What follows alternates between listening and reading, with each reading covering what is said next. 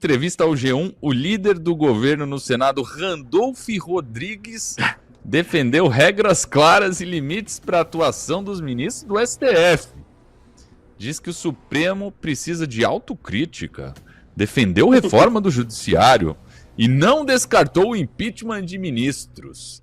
Olha, Adriles Joia, eu vou começar com o Adriles, porque, meu amigo Adriles, é o seguinte, a gente tem hoje Randolph Rodrigues do seu lado, hein? Quem diria? As vozes são finas, mas a verdade é grossa. Isso chama-se o bom e clássico, ô Emilinho, oportunismo, não é? O governo sabe que está desgastado, o governo tem feito uma gestão desastrosa do ponto de vista de economia, está gerando uma crise financeira sem precedentes, que vai estourar, que vai piorar, infelizmente vai estourar no colo do próximo presidente da República, como aconteceu no caso da Dilma Rousseff, se não fizer exatamente um ajuste de contas, está gastando 3 vezes mais do que arrecada, está criando uma dívida impagável, está quebrando o país, mas, sobretudo, o governo é exatamente fruto de uma ditadura do judiciário. Só que essa ditadura, como só ia acontecer em todas as ditaduras, culminou numa coisa chamada corrupção. Corrupção de ministros que recebem dinheiro, inclusive de banqueiro corrupto, que deveriam julgar. Estão para julgar um homem que eventualmente deu dinheiro para a mulher de 130 milhões e deu dinheiro para o outro fazer um resort. Ou seja, eu digo aqui, repito, uma criança de 10 anos entende que isso é absolutamente antiético e imoral e isso é corrupção da grossa. E isso, como uma criança de 6 anos entende, toda a população brasileira entendeu. E essa corrupção financeira do Supremo Tribunal Federal exatamente faz com que se perceba a completa injustiça de um presidente da República que foi preso por um golpe que não deu, por senhoras com bíblias na mão, com batons, com rosários, rezando em frente a quartéis generais, clamando por liberdade e republicanismo, que foram presas. Uma senhora que foi presa, que foi solta, aliás, agora em domiciliar, Dona Iraci, uma senhora de andador de 73 anos, entendeu? Que foi acusada de abolição violenta do Estado de Direito. E pior, sabendo desse desgaste do governo, o governo teve também uma nomeação para o STF completamente rejeitada. Uma união inédita entre o centrão fisiológico, insatisfeito com o governo, e a direita.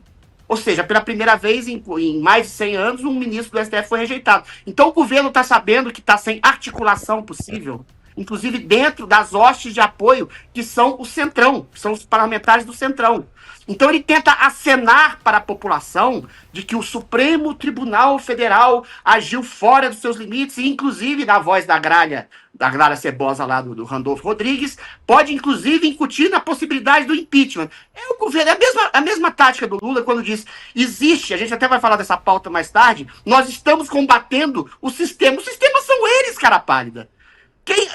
Quem colocou 90% dos ministros do STF foi o governo, através de Lula e Dilma, e através do terceiro governo de Lula nesse momento, entendeu? Quem produziu a ditadura do STF foi exatamente um governo em conluio com o STF, que tirou o Lula da cadeia e fez campanha para Lula tomar o poder para ser uma espécie de rainha da Inglaterra. Reina, mas não governa, quem governa são os 11 ministros. Ou seja, é mais uma vez a esquerda brasileira, personificada na voz fininha lá do Randolph Rodrigues, dizendo, eu não tenho nada a ver com isso. Vocês criaram esse Supremo que recebe dinheiro de banqueiro corrupto, até porque ministros de Estado, como Lewandowski, receberam dinheiro desse mesmo banqueiro corrupto. Vocês criaram esse amálgama imundo de ditadura persecutória com corrupção. Agora, não adianta sair do lodaçal que vocês são chefes dos porcos.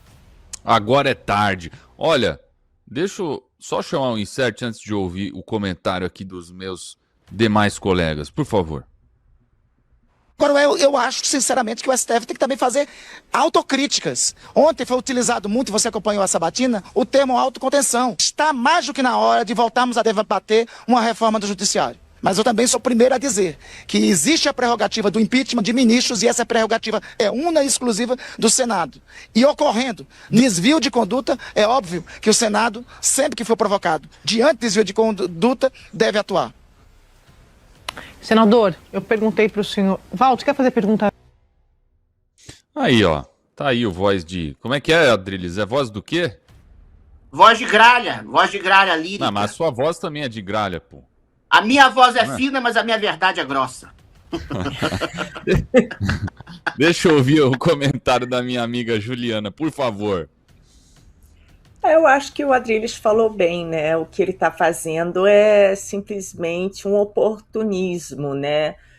Durante anos, quando o STF veio avançando sobre os outros poderes, havia silêncio. Eu acho que agora, com esse desgaste público, né, e a pressão do Congresso, surge esse discurso de reforma, limites. Eu não acho que é mudança de princípio, é apenas um ajuste de posição, é timing, né? Se há mesmo uma preocupação com excesso de judiciário, que nós, né, da direita, a gente vem alertando há muito tempo, porque só isso aparece agora, né? Onde estava essa defesa de limites quando decisões completamente polêmicas estavam sendo tomadas, alinhadas com o governo, né? Então, assim, na verdade é que, de alguma maneira, agora o Congresso está deixando de servir o governo. Então, quando favorece, é institucional, quando incomoda, aí vira abuso, né? Isso não é um enfrentamento real do Supremo, eu acho que é uma sinalização. O governo está mais ou menos dizendo: o custo político de vocês está começando a chegar aqui na gente. É uma forma, né, deles sinalizarem e romper até com quem precisar. Ou é um recado, na verdade, né? Darcio Bracarense, deixa eu perguntar há quantos anos você vem denunciando as atrocidades do STF? E agora pousa o gaviãozinho ali da Justiça, Randolph Rodrigues. Pois é, eu gostei da sua pergunta, e não é combinado, não deu nem tempo de combinar, porque o Emilinho estava sem internet. Mas a verdade é que as primeiras manifestações daquele momento histórico do Brasil, que foram as manifestações de junho de 2012, na verdade aconteceram em 2011, quando Ricardo Lewandowski segurava a ação penal 470 para esperar prescrever. O presidente do Supremo era o Aires Brito, e ali vários manifestantes começaram a se organizar no Brasil inteiro para pressionar o STF pelo julgamento da ação penal 470, vulgo mensalão. O problema sempre existiu ali. Acontece que naquela época as pessoas não sabiam o nome dos ministros do Supremo. E nós, ativistas de rua, sofríamos, porque você falava o Lewandowski, tinha gente que pensava que era até jogador de futebol.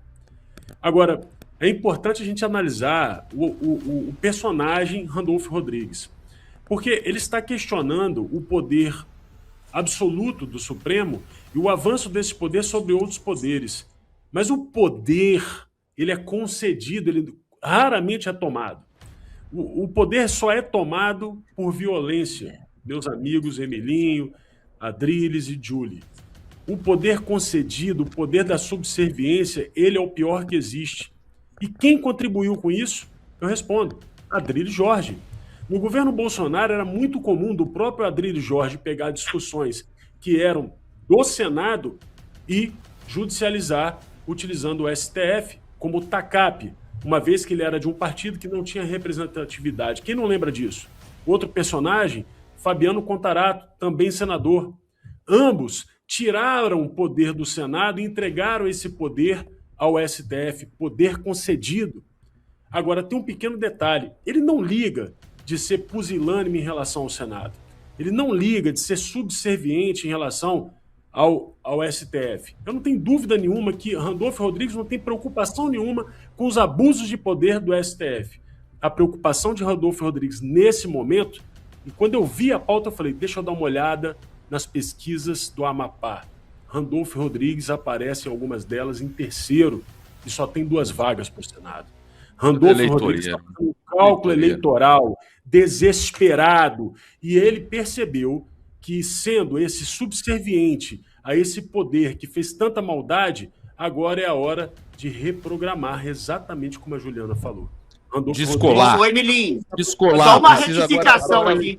Agora, filho feio, ninguém quer mais. Ninguém quer mais esse filho feio. Exatamente. Só que tem o DNA dele. Esse filho feio Toma. tem o DNA de Randolfo Sim, Rodrigues. claro que tem. Só uma retificação aqui. O Dácio confundiu o senador Randolfo Rodrigues com o senador que eu nunca fui, Adrilho Jorge. Talvez seja pelo tom de voz, mas enfim, não fui eu, não.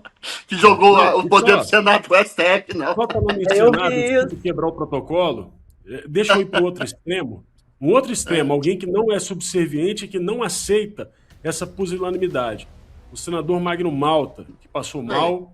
Eu quero aqui deixar esse registro que o senador Magno Malta, que é um Bradocker, é um parceiro do Bradock Show, e a gente está em oração por ele. Eu hoje liguei para a Maguinha Malta, a filha dele que está lá do lado dele, né, preocupada, imagino, porque você imagina, né?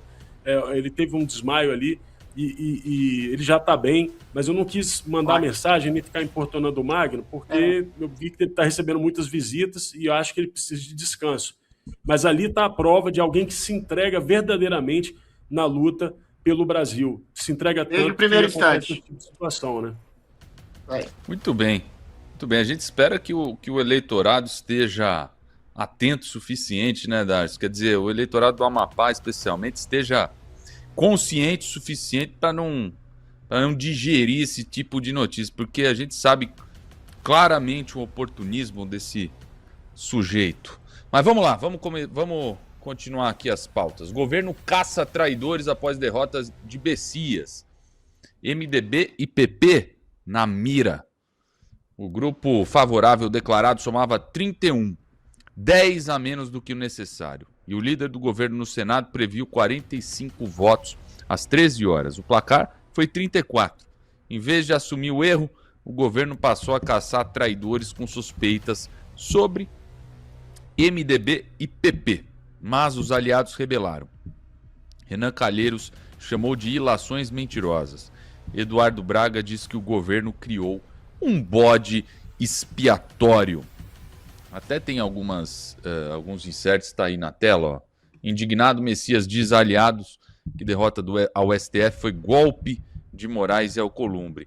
Ala do governo entra em modo guerra. Gilmar não vê sentido culpar Moraes e Dino por ruína de Lula com Bessias. Adriles, como que você interpreta esse xadrez aqui? Querido, eu tive uma falha de áudio aqui. Será que você pode resumir para mim de novo? Picotou tudo.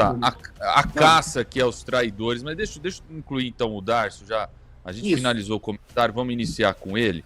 O Darcio, como que você interpreta todo esse xadrez? Porque ontem aqui a própria Ju comentava, fica difícil às vezes até interpretar, porque quando você vê o Alexandre de Moraes, quer dizer, a gente sabe que ele foi usado pela esquerda, mas ele é um sujeito que o Centrão, quer dizer, tem um Alcolumbre, essa relação dos dois. Como que dá para interpretar esse xadrez? Às vezes até difícil, né? Tanto personagem, e a gente sabe que o Centrão ele joga de um lado, joga do outro, aonde é mais interessante ele vai. Quer dizer, qual que é a sua análise? Olha, eu acho assim que está todo mundo comentando muita coisa. Por exemplo, falaram do Pacheco. Hoje o Pacheco dá uma sinalização de que talvez nem queira assumir a vaga nem no STF, nem saiu o governo do Estado. Portanto, até desarticulando eventuais planos que o Lula poderia ter para ele. Muito foi dito em relação a uma suposta articulação do Alcolumbre em associação com o Alexandre de Moraes para poder evitar que o Banco Master fosse adiante, porque o Messias seria alguém que poderia colocar o Banco Master adiante. Olha, o processo, né, do Master. Olha, assim, sinceramente, eu não sei se Messias seria esse personagem a se associar com o André Mendonça para poder pegar as pessoas envolvidas com o Banco Master. Sinceramente, eu acho que o Messias estaria sendo indicado por alguém que se reuniu pelo menos 3 ou 4 vezes com o Vorcaro, que foi o Lula. Então, tem muito falatório, e aí nessas capturas de rádio corredor, nesses informantes, normalmente a imprensa acaba dando algumas barrigadas e dando informações que não são verdadeiras e acabam contaminando o cenário político. A verdade é uma só. Está havendo um rearranjo de poder. E esse rearranjo acontece dentro do governo também. E a gente sabe que a esquerda ela é meio jacobina. Eles começam a enxergar fantasma em tudo quanto é lado. O Lula ele é assim também. Então, agora, começa um a apontar o dedo para o outro, porque é aquela velha história, célebre frase que é atribuída normalmente ao John Kennedy, que diz o seguinte: o filho feio não tem pai, né? Então ele dizia: a vitória tem muitos pais e a derrota é órfã. O momento do Brasil é de derrota. O governo termina muito mal, de forma melancólica. E nesse momento, ninguém quer assumir a paternidade dessa tragédia. E aí começam a caça às bruxas. É isso que está acontecendo. O governo está se desmantelando, apesar de todo o poder que eles têm. É isso que está acontecendo. A gente está vendo agora um navio gigante naufragar. Eu espero que naufrague numa água bem profunda, sei lá, 2.000, 3.000 metros, para nunca mais voltar. Muito bom. Ô, Ju, eu queria ouvir o seu comentário também. Depois eu quero, aliás, depois a gente vai ter algumas notas. Interessante que o Darcy já trouxe até um pouco aí da questão do Master, quer dizer, o PT querendo contar a CPI do Master, né, falando em arrependimento de não ter sido relatado a CPI do Master, quer dizer, é tudo muito confuso aqui para a gente quando se trata de Centrão, porque como o Darcy bem trouxe, o navio naufragou, né? E o caso Master a gente sabe que foi o principal responsável por isso. Pelo qual naufrágio você está falando? O do... o naufrágio, todo mundo agora quer se descolar. É muita coisa, né? Afundando, né, Júlio? O próprio Randolph querendo se descolar do STF, quer dizer, esse caso escancarou, né? Agora a gente vê o próprio PT aí querendo caçar traidores, mas filho feio ninguém quer, não é? Gente, essa reação do PT diz mais sobre a fragilidade que ele se encontra agora, né? O Lula, o partido, do que sobre força, né? Eles perderam uma votação importante, aí começa a caçar traidores. Talvez eles estão tentando transformar um erro de articulação numa narrativa política, porque afinal eles vivem de narrativas, né? Não sei se houve traição, porque eu também não sei se alguma vez houve uma maioria sólida, né? Se o próprio governo projetava um número de votos que não se confirmou, eu acho que a leitura está equivocada na própria base. Eu vi aquela jornalista intragável antes dizendo que ela tinha as fontes dela, dizendo que tinha os números, que o Messias ia passar, que o governo estava confiante. Confesso que depois eu não vi a reação dela quando não passou, preferi assistir outros comentaristas, né? Mas eu acho que tratar essa divergência como traição fica esquisito para o governo, né? Porque está tudo instável e imprevisível para o PT. Então, eu acho isso uma coisa boa, né?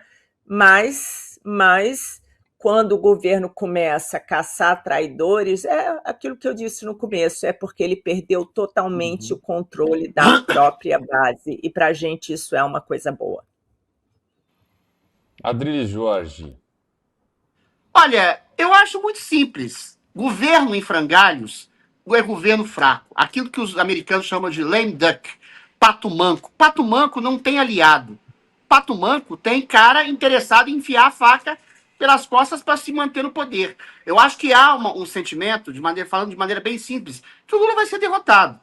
Que o Lula está enredado. A gente vê um desespero do próprio Randolfo Rodrigues pedindo impeachment de ministros do STF, tentando se desvincular do STF, entendeu? A gente vê o que eu acho que é o centro desse conluio, entre aspas, contra o Messias e contra a base do governo.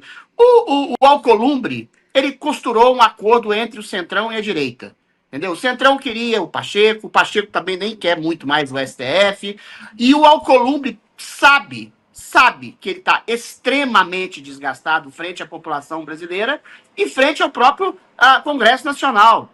Então ele fez um acordo para tentar salvar ou garantir a nova reeleição dele à presidência do Senado, fazendo um acordo com a direita. Olha, a gente faz esses negócios aqui, e algumas suspeitas de negócios são bastante escusas, como essa que a gente vai falar, da dosimetria, pela provável fim da CPI do Banco Master, que vai salvaguardar algumas pessoas do Centrão, que são envolvidas com o senhor Daniel Vorcaro, Então tem uma série de conluios aí, meio obtusos, que a gente não sabe identificar quais. Mas a centralidade da questão, do problema, é um governo desastradamente fracassado. Se você tem um governo desastradamente fracassado, à véspera das eleições, as pessoas começam a se afastar. As pessoas começam a falar, isso aqui, eu vou entrar nessa canoa furada aqui? Não vou, entendeu? Não quero me identificar. Nem o governo está tentando se desatarraçar de si mesmo. O apoio do governo, o Randolfo Rodrigues quer se desvincular do governo, ou eventualmente desvincular o governo do STF, ou seja, lame duck, pato manco, meu filho, navio furado na lagoa, eventualmente afunda e ninguém, todo mundo quer se salvar. E você vê que o discurso anti-STF, quer dizer, tá gerando popularidade, a gente vê o Zema aí despontando nas pesquisas, né, é uma leitura, como o Darcio bem trouxe aqui anteriormente, é uma leitura plenamente eleitoreira, a gente sabe. Eu espero que o povo seja consciente na hora da urna e não dê voto para esse tipo de oportunista. É isso que é o mais importante. A gente conversava, né, a questão da dosimetria, quer dizer, lá vem mais uma vez o STF. Mas em princípio eu acho isso interessante porque isso dá o tom de que para o Gilmar Mendes foi uma afronta o parlamento ter debatido esse assunto. Simples assim. Porque o próprio projeto já estabelece que o dono da bola é o STF. Todos aqueles que podem ser abarcados pela mudança na legislação precisam fazer pedidos para quem? Para o Supremo. Não era esse o combinado. O combinado era uma anistia ampla, geral e restrita. Mas o Congresso se abaixou. E aí, nesse caso, mamãe dizia que quem se abaixa muito mostra os fundos. É isso. Esse é o Congresso com os fundos à mostra. E aí o Gilmar Mendes está dizendo assim, como que eles tiveram a ousadia de debater uma dosimetria? Então, não satisfeito de estar com a bola, não satisfeito do próprio Supremo ter a definição de quem vai poder sair, quem vai continuar preso, ainda que inocente, que isso para eles não tem importância. Ele fala o seguinte, não, nós vamos deliberar se a decisão que foi proferida ali tem valor aqui. É isso que está acontecendo, simples assim. Uma vergonha, né, Ju? É uma vergonha, gente. Vamos lá. Se o Congresso derrubou o veto, né, com a maioria expressiva, isso em qualquer democracia deveria encerrar o debate político naquele momento. Porque, vamos lá, no Congresso está a representação direta do voto popular, ou seja, é uma decisão do povo. O que acontece no Brasil, infelizmente, é essa distorção, né? Perde-se no voto e vai para o judiciário. E aí a gente já viu, nós temos Gilmar Mendes, que é o rei dali, que está por trás de tudo. Eu confesso que eu comecei a ver a entrevista dele no SBT, não consegui. Então, é um absurdo, porque tem um sistema no Brasil em que nenhuma decisão do Congresso é definitiva. Tudo passa pelo Supremo. E esse Supremo é um Supremo que a gente não confia, tá? E isso é muito grave para uma democracia. E a gente repete que o STF, que a gente tem visto sem parar, que deveria atuar apenas como guardião da Constituição, pelo amor de Deus, né? Eles basicamente são uma terceira casta no Brasil, sem eleição direta, sem voto popular, né? E sem o custo político das decisões. Eu vou te falar, sabe? O Congresso, quem está ali, quem vota, responde ao eleitor. No Executivo, a próxima eleição, mas, enfim, a gente tem esse STF, onde tudo que eles fazem simplesmente não tem consequência, né? E eu acho que uma democracia é aceitar o resultado do voto, sobretudo onde esse voto se materializa, né?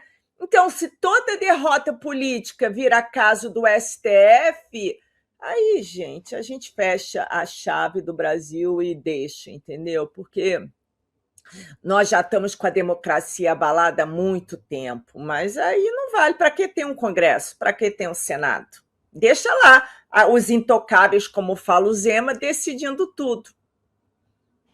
Quantos anos olha, o nosso Supremo vem tomando papel, quer dizer, das outras casas. Adriles Jorge, o seu comentário.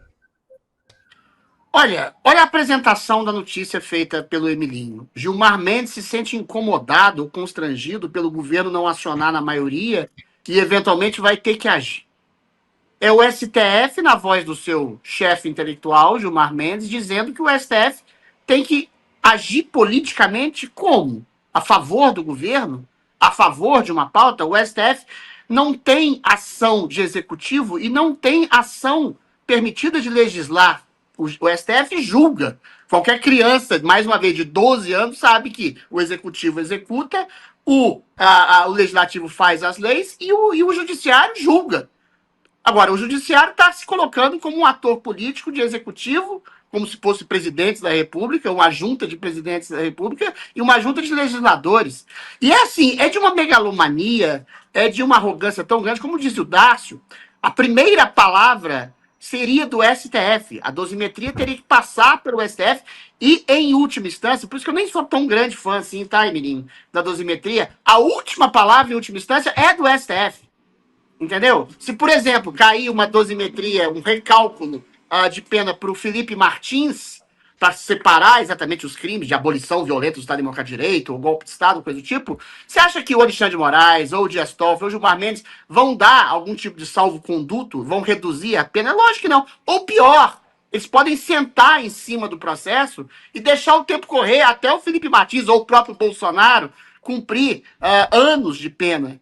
Entendeu? A dosimetria, e muito se fala em relação a um provável arranjo escuso e imundo também, da dosimetria ser exatamente um preço que o Davi Alcolumbre estaria querendo pagar pela possibilidade do enterro da CPI do Banco Master, ela não é tão boa assim. O que é eventualmente efetivo seria uma palavra que eu nem gosto, a anistia total, ampla, geral e restrita para todos os presos políticos, a começar pelo próprio Jair Messias Bolsonaro, não é? Mas não é o que está acontecendo, é o que a gente tem para hoje. Exatamente, é uma vitória, ainda que seja o princípio de uma vitória de pirro, a anistia é algum tipo de garantia, de possibilidade de rearranjo de penas para pessoas que não cometeram nenhum crime. Talvez um ilícito de invasão de propriedade privada, aliás, de patrimônio público, coisa do tipo assim. Agora, golpe violento de Estado, a dona Iraci, de Andador, de 73 anos, ela é acusada e foi condenada a 14 anos por abolição violenta do Estado Democrático de Direito. Isso é piada. Só que é uma piada trágica, que tem arruinado, destruído e até matado pessoas na prisão, como foi o caso do Clériston.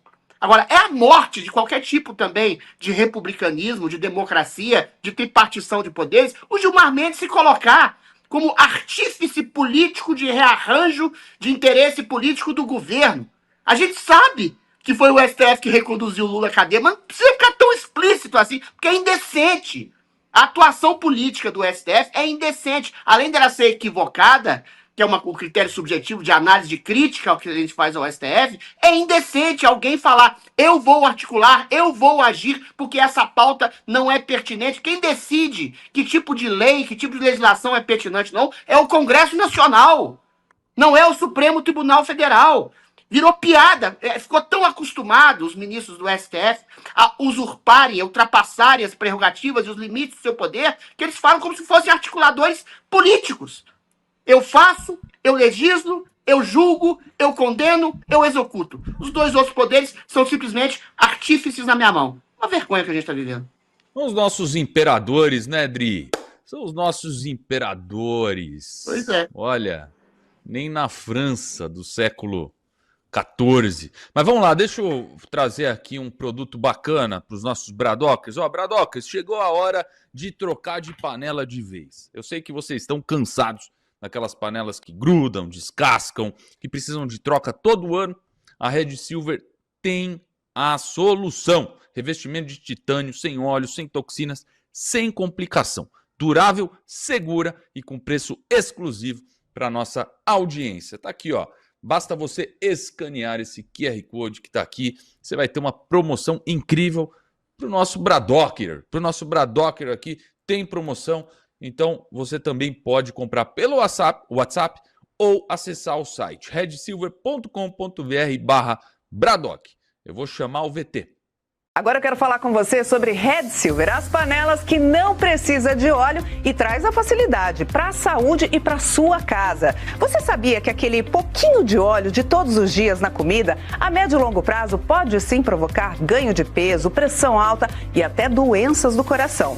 Mas com Red Silver você cozinha sem óleo e nada gruda. Dá uma olhadinha nas imagens. As panelas Red Silver são a solução para o seu dia a dia, porque fazem todo tipo de comida de uma forma mais saudável e sem usar nenhum tipo de óleo. Revestida com material antiaderente, ultra resistente que não gruda, promove um deslizar dos alimentos e não solta resíduos. São sofisticadas, leves, fortes e possuem um design elegante. A combinação perfeita para a sua cozinha. Acho que deu para você entender a qualidade da Red Silver, né? Então aproveite, porque hoje tem desconto especial de até 64%. Vou te contar todos os detalhes, mas antes eu quero te dizer que as nossas panelas têm alta tecnologia e vai em todos os tipos de fogões. No fogão a gás, por reter mais calor, te ajuda inclusive a economizar. Aí detalhe, se você quiser pode até colocar na máquina de lavar louça, viu? E a Red Silver é a única empresa no Brasil que ainda te oferece 30 dias de garantia. Você recebe, experimenta, não gostou? 100% do seu dinheiro de volta. E vamos embora pro preço, ó. Atenção, porque a gente começa com este primeiro kit, que é o nosso kit padrão. São 8 peças no total, panela mais tampa, por apenas 12 parcelinhas de R$ 62,25. Mas não para por aí não, ó. Você pode optar pelo kit família com R$10 a mais na parcela, ou seja, 12 de R$ 72,25 você agrega esta forma, que é maravilhosa e tem a mesma tecnologia, e mais a frigideira de 28 centímetros. Tudo isso no endereço que você determinar. E de presente, o jogo de facas de aço inox revestimento Red Silver. Então aproveite! Através do QR Code você pode acessar também o nosso site ou ainda pelo nosso WhatsApp 11 97661 8704. Muito bem, tá aqui, ó. Basta você escanear o QR Code e finalmente ter a sua panela, finalmente receber a sua esposa aí com... Já pensou? Pô, já pensou, Bradock, você ter essa oportunidade de cozinhar para sua esposa? Já passou da hora, meu amigo. Então aproveita e adquira aqui as panelas Red Silver e você ajuda muito também os patrocinadores do nosso canal. Vai nos ajudar também, além de aí fazer um maravilhoso jantar aí para sua esposa. Eu tenho certeza que essa panela não vai te deixar na mão, você não vai se arrepender. Então ligue agora. Acesse aí o site redsilver.com.br/Bradock ou compre agora através do QR Code. Muito bem, muito bem. Deixa eu agora trazer mais notícias aqui para vocês. Presidente do PT admite, essa eu quero muito ouvir o comentário da nossa amiga Juliana. Presidente do PT admite que foi um erro não assinar a CPI do Master e diz que o modelo político brasileiro ruiu. Olha, vou falar. O presidente do PT, Edinho Silva, admitiu ao Estadão sobre a CPI do Master, abre aspas, deveríamos ter liderado a investigação. Ele também disse que o modelo político brasileiro ruiu, está totalmente destruído. Mas na mesma entrevista, culpou o Bolsonaro pelo Master, disse que Jacques Wagner não tem nada a ver e garantiu que o PT vai ganhar um debate sobre a corrupção, Juliana. Olha, é rir para não chorar. Eu não sei se ele tá de palhaçada. Eu às vezes fico pensando que essa turma, não sei se é falta de vergonha na cara ou se eles usam algum tipo de droga, porque de fato é um nível de sandice, né, que não dá para acreditar. Pois é verdade, tentaram. Vale a pena lembrar que tanto a CPI do crime organizado ou lá do INSS estavam descobrindo, né? Estavam chegando a coisas, chegando ao Master e os seus tentáculos, Daniel Vorcaro. O Banco Master, ele foi criado no ex-governo, tanto que o ex-presidente lá do BRB, ou não, do Banco Central, né? Já é tão confuso, Paulo Costa Neto, né? Está preso, enfim, porém, não, a gente sabe muito bem que virou um escândalo ecumênico. E Jair Bolsonaro, eu estou falando do pai, saiu uma fala que Daniel Vorcaro chama ele de idiota, né? E que o Ciro, porque ele postou algo, eu não lembro direito, sobre o Master, sobre alguma coisa, e o Ciro Nogueira, que aí são outros 500, estava lá falando com o Daniel Vorcaro que ia ligar pro Bolsonaro para ele tirar o post. Não tem nada que ligue o Master ao ex-presidente Bolsonaro. Absolutamente não. A única coisa que a gente viu até agora é o Daniel Vorcaro chamando ele de idiota. Eles enterraram a CPI do crime organizado, eles enterraram, né, não deixaram prolongado o INSS, a base do governo barra vários nomes que deveriam ser investigados ou ir lá, e agora ele vem com essa. Foi um erro porque, de fato, eu não sei se houve essa negociação do Alcolumbre, vocês enterram o Master, eu faço isso. Eu posso imaginar que é só por isso que eles estão falando, né? Mas o Banco Master não é um escândalo de um partido só, né? Inclusive, nós temos de Jacques Wagner, o Credit Sesta, como é que eles explicam isso, né? Então, assim, não faz sentido nenhum essa fala deles. Eu quero até aproveitar essa pauta, eu já vou ler a próxima, porque eu acho bem interessante. Vou passar a palavra aqui ao nosso amigo Darcio Bracarense, do Lula, agora adotando discurso antissistema no pronunciamento do Dia do Trabalho. A Folha revelou em janeiro, Lula planejava adotar discurso antissistema para a campanha. E no pronunciamento do Dia do Trabalho em rede nacional pago pelo contribuinte, ele fez exatamente isso. Citou o sistema 2 vezes para explicar suas derrotas. E hoje Lula faltou aos atos do 1º de maio pelo 2º ano seguido. Dessa vez para evitar vexame após a semana de derrotas. O Adriles até trouxe anteriormente aqui no programa, né, Darcio? Quer dizer, agora o discurso dele é antissistema se ele é o sistema, meu amigo. Ele formou esse sistema, ele emparelhou. Assim, eu vou conversar direto com os trabalhadores para que eles entendam, né? A Luísa Trajano, o Lula, junto com o Vorcaro, com os Moreira Salles, sabe? Dono do Itaú, tem o Setúbal também, o Joesley e o Wesley Batista, né? Essa turma toda, junto com o Zé Disseu, enfim, com aquela turma, o Sérgio Cabral, eles são o povo. Eu, o Eric Surita, o Emilinho, o Adriles e a Juliana formamos a elite, a nomenclatura. Veja, nós somos ele. A família Moreira Salles, que está lá com o Lula, eles fazem filme, sabe? A história do Lula. Não, eles são o povo. Vocês entenderam? Gente, é claro que a gente está lidando com um mitômano, um sujeito que eu julgo, eu estou falando sério o que eu vou dizer aqui, um cara desse é perigoso demais. Porque isso aí ultrapassa o limite da sanidade. Porque se bobear, ele não acredita nisso, mas ele querer fazer que o povo acredite nisso, é claro que existe aí um grau de psicopatia. É claro que temos um problema. Então agora o Marcelo Odebrecht é do povo e, obviamente, o peão que está lá trabalhando na rua, o seu João, a dona Maria, a costureira, é elite. Então, assim, sinceramente, isso no Dia do Trabalho em rede nacional, cadeia nacional de televisão, meus amigos. E a gente está vivendo um período absolutamente sério para o trabalhador, que o trabalhador não está conseguindo colocar comida na mesa porque tudo ficou mais caro. O trabalho formal está simplesmente evaporando no Brasil porque todo mundo hoje vive de bico.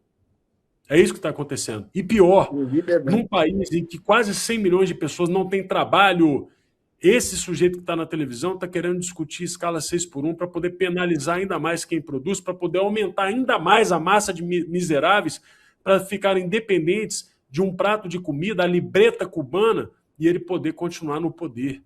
Então, assim, Emelinho, eu acho, honestamente falando, que esse é um típico caso em que o Congresso deveria até apontar aí um crime de responsabilidade, alguma coisa do tipo, e tirar o sujeito da presidência. Ou ele tem que sair da presidência para a cadeia ou para um hospício, porque isso aí não é um discurso minimamente razoável, não tem o que dizer sobre uma fala dessa. Muito bem, eu gostaria de ouvir agora você, Adriles Jorge.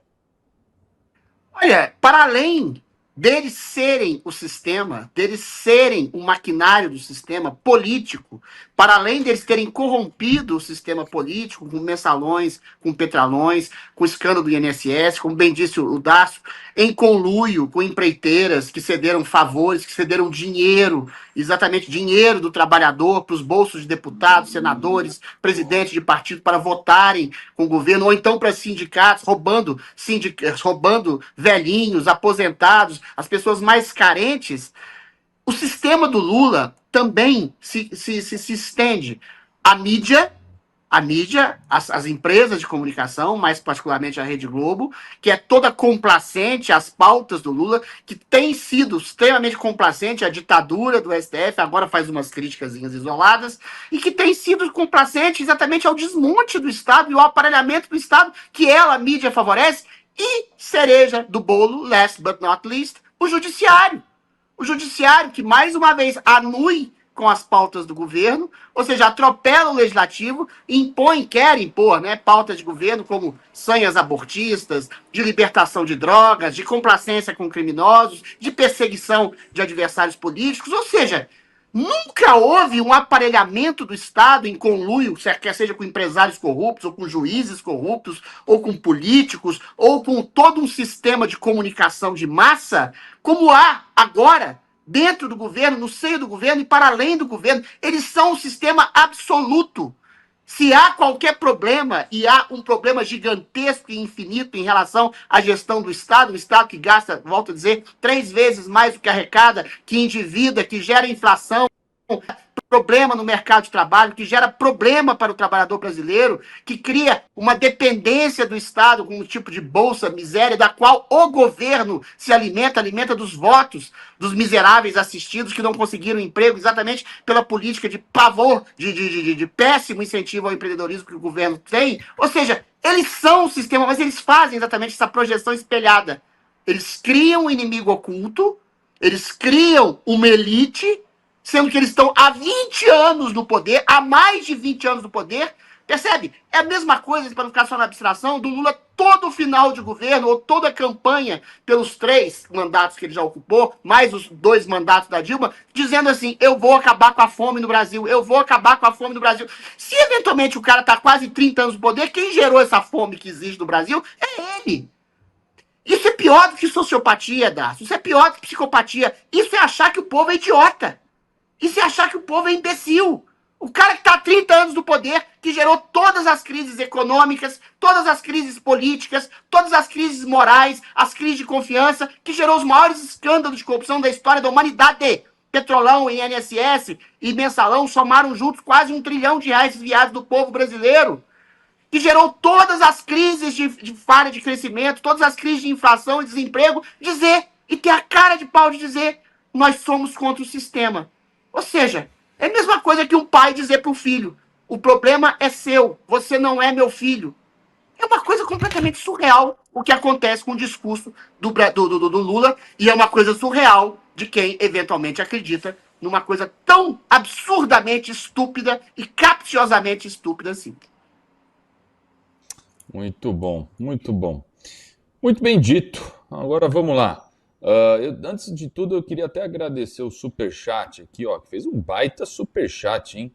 Rapaz, R$ 279,90.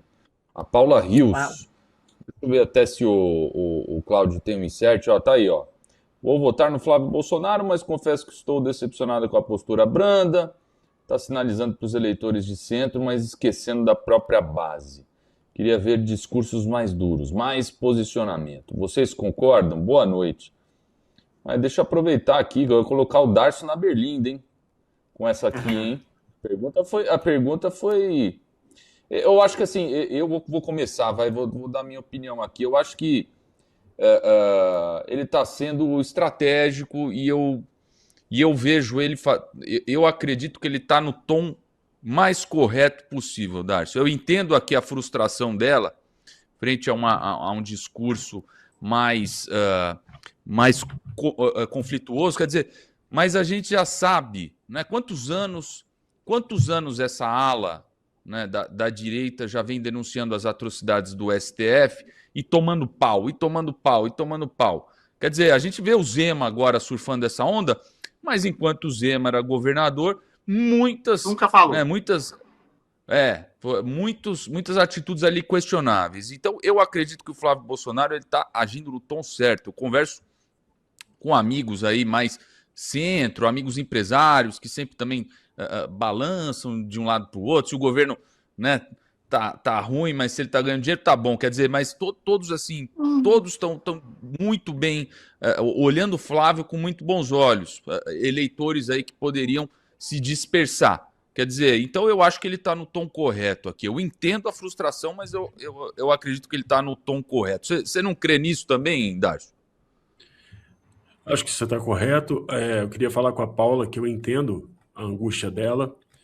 Acontece, Paula, que nesse momento a gente precisa resolver o problema de uma nação e não necessariamente ver nos nossos políticos a expressão daquilo que a gente gostaria de externar. Esse é um problema, inclusive, desse campo conservador. O Olavo de Carvalho falava muito sobre isso, né? A gente criou uma direita que muitas vezes age para poder provocar em vocês aí, que estão nos assistindo, o efeito dopaminérgico. Ou seja, dá uma sensação, um sabor de vitória quando muitas vezes a gente tem derrotas. Essa semana a gente percebeu que é possível você ter uma vitória diante de um cenário que ninguém acreditava. Foi o caso da situação do Bessias. Sendo assim, o Flávio Bolsonaro, nesse momento, ele tem uma missão muito difícil, que é mostrar um lado humano que ele tem e uma perspectiva de futuro para uma população que está se sentindo abandonada, uma população que foi traída por um governo que se dizia social, queria cuidar dos mais pobres, daquelas pessoas que estão desempregadas, mas que, no entanto, essas pessoas não tiveram qualquer tipo de atenção. E o Flávio agora tem que mostrar para essas pessoas que, para além de todo o combate, para além de toda a luta, para além de toda firmeza que ele terá contra os criminosos da esquerda, ele também vai ter, sim, para essas pessoas um horizonte de expectativa. Então, ele tem que conversar com as mulheres, ele tem que conversar com o setor do agro, ele tem que conversar não só com quem investe no agro, mas também com o trabalhador do agro. É muito difícil calibrar esse discurso para um projeto executivo, ou seja, que conversa com todas as camadas da sociedade e também com gente que tem uma visão de mundo mais progressista ou de esquerda. O Flávio também precisa conquistar esses votos. E aí, para encerrar, eu peço que você faça o seguinte exercício. Imagina o militante comunista contra os bilionários, contra os empresários que está nesse momento fazendo campanha para o Lula. O Lula abraça o Joesley Batista e o Wesley Batista, abraça os donos de banco, se reúne com o Vorcaro, se reúne com a elite financeira, com a elite do país, a elite econômica do país. E, no entanto, eles não ficam frustrados, como nós ficamos quando os nossos representantes dialogam com um grupo diferente do nosso. Sendo assim, a nossa posição nesse momento é de apoiar o Flávio acima de qualquer coisa. Por quê? Porque, no final das contas, além de tudo isso, ele está cumprindo uma missão daquele que se encontra preso, que foi esfaqueado e que, sem dúvida, é uma das vítimas desse sistema socialista que aprisiona não só o Bolsonaro, mas como várias outras pessoas, mas o Brasil inteiro e o nosso futuro, obviamente, que está preso junto com todos eles.